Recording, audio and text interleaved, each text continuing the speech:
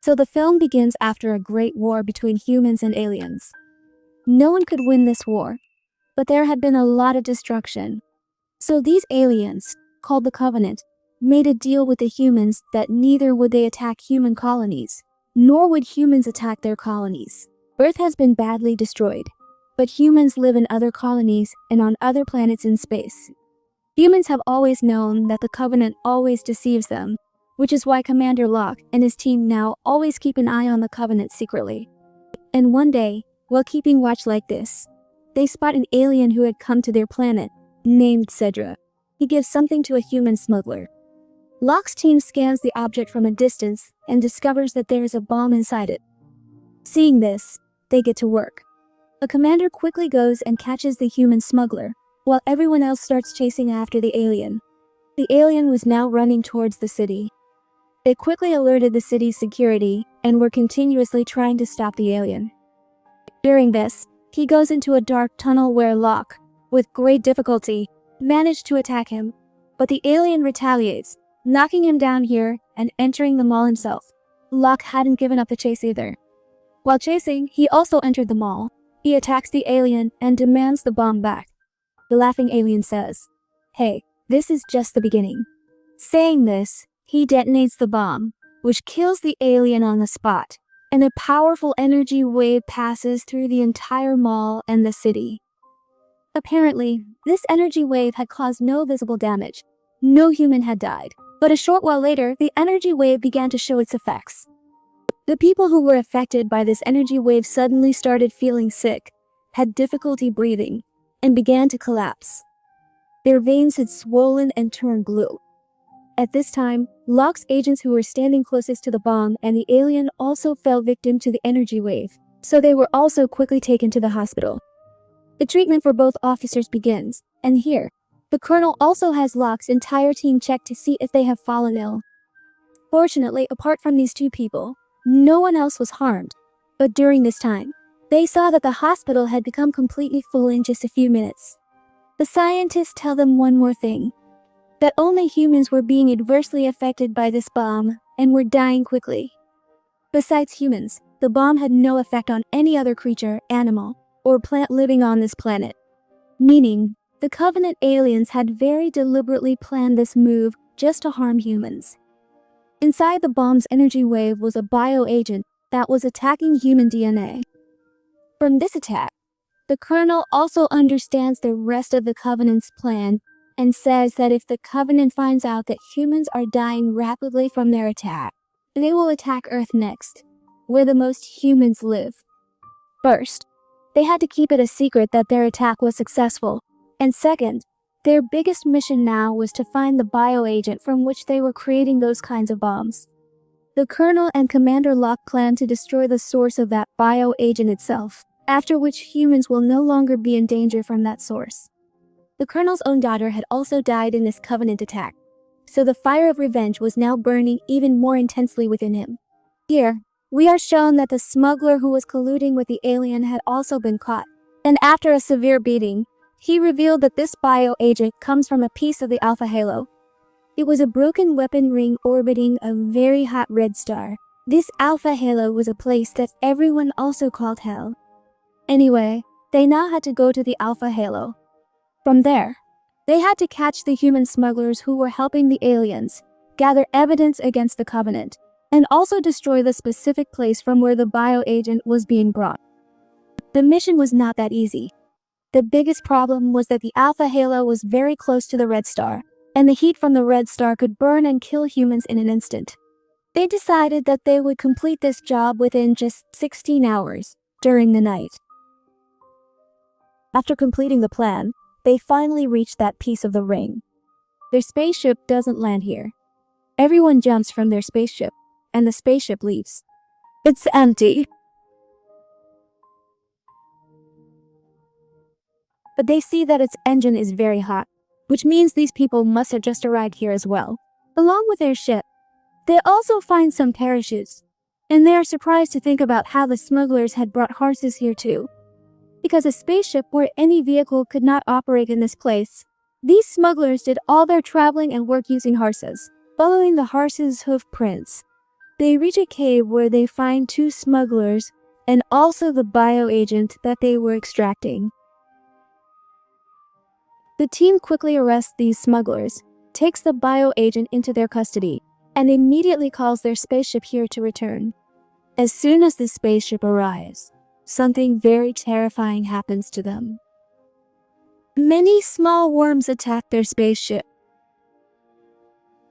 The name of these worms was Oligolo. These were not ordinary insects, but alien worms that could sense even the slightest movement. Whether it was a human, an animal, or a machine, they would eat everything. This time too, they attacked the spaceship, got inside, and ate the spaceship's pilot. Because of this, the spaceship goes completely out of control, crashes, and is destroyed, closing all their routes for return. These people were very worried because in just a few hours it would be morning. As soon as morning came, the red giant star would get closer to this alpha halo, and its heat would kill them. While they were thinking this, millions of those worms emerge from the ground and attack and kill 3 of their commanders. To save themselves, the rest of the team hides with the smugglers inside a crevice in the mountain. A smuggler explains that these worms can also sense the movement of active technology. That's why everyone turns off all their devices. As soon as these oligolas come near them, they hold their breath and become like statues, which is why these worms can't sense them. To save their lives, they walked for hours, finally stopping at a place, exhausted. They no longer had a spaceship.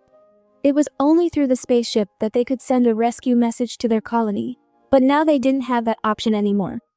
Then Locke remembers the smuggler's ship that they had seen upon arriving, but it only had space for 2 people, and there were 9 of them. Locke tells everyone that he thinks they should repair their own ship and everyone should get out of here. But that wasn't possible. They couldn't fix this ship here without any help. Locke's other companion says that we'll draw lots, and whoever wins will be the one to leave this place for their colony. Now, whatever decision they had to make between the 2 options would only be known after reaching the crash site, whether they could fix their spaceship or not. Here, another member of their team advises them to kill the smugglers, but the smugglers tell them that the other ship is theirs, and if they kill them, how will they get out of here? To get out, one of you will go, and one of us will go. Amidst this argument, they were moving forward when one of their companions' breather falls down. Its signals start attracting all the oligolas present there towards them, and they attack the girl whose breather had fallen. When her companion turns back to save her, he gets terrified seeing her condition. The worms had eaten half her body and killed her. Because of one small mistake, not only had she lost her life, but the oligolas were now after her entire team. While they're moving quickly to escape from them, Locke's foot gets stuck in the rocks, and he falls. Sensing his fall, as the oligolas approach to eat him, his other companion acts very cleverly to save Locke. She turns on her breather and throws it to the other side, away from Locke. All those oligolas turn towards that breather, and Locke is saved.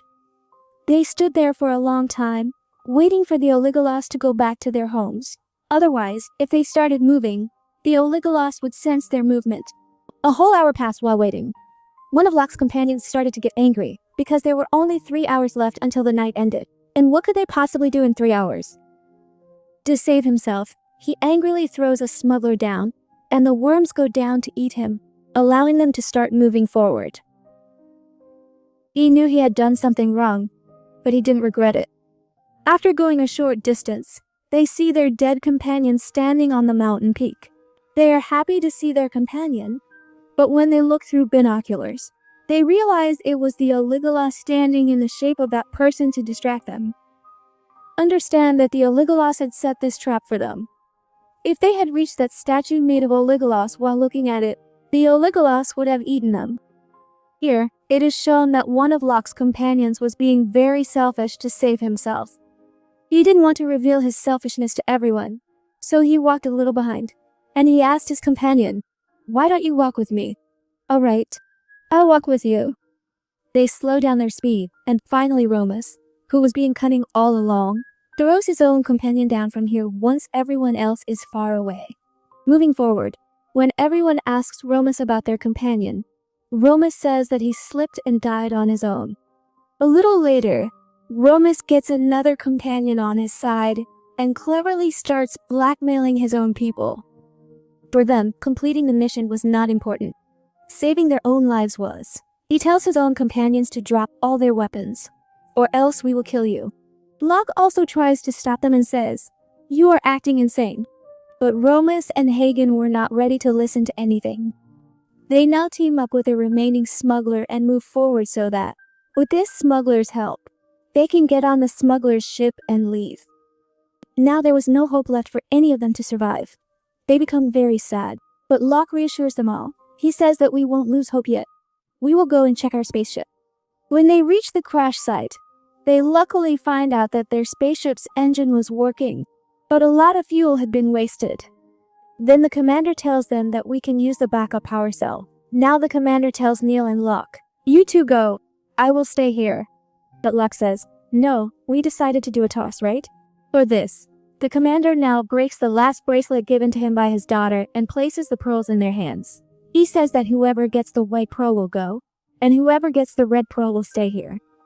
Locke and Mir both get the white pearls, and it is decided that they will be the ones to leave from here because this broken ship was not capable of carrying more than 2 people. They were sad that they were leaving the commander behind here. Then the commander says, "I am happy even while giving up my life because I know that in exchange for my life, many other lives will be saved."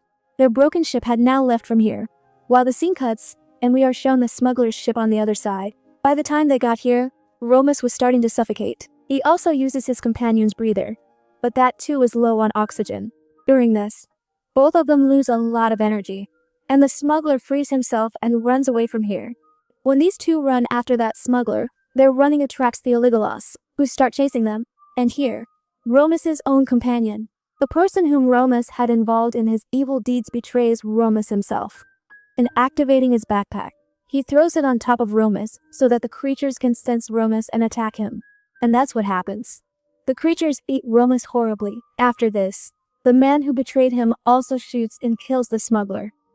He didn't know that by firing the gun at this time, he was digging his own grave. The sound of the gunshot attracts the Oligolos here as well, and they attack him too. On the other hand, Mir and Locke, who were trying to fly their spaceship away from here, crash right back down because the damaged ship is overwhelmed. When the Oligolos start getting attracted towards them due to their fall, the commander, who had decided to stay here, activates his devices from behind and attracts all the Oligolos towards himself. This way, Mir and Locke get a chance to get out of their spaceship and enter the smuggler's spaceship. It was the last part of the night, and a faint light had started to appear, meaning morning was about to break, and the red giant star was about to arrive here. As soon as they turn on the smuggler's spaceship and fly upwards, they see that Alpha Halo was now completely engulfed in a red light because the red giant had come very close to it. The heat had become very intense, and at that very moment, they see that another huge explosion had occurred over Alpha Halo. They knew that the commander must have caused this explosion to quickly destroy himself along with the bioagent. These people were sad that their commander had lost his life because of them. But they become happy about the fact that the bioagent, which could have been used to kill humans, was now gone forever. Humanity was now saved for all time. And with that, the movie ends here.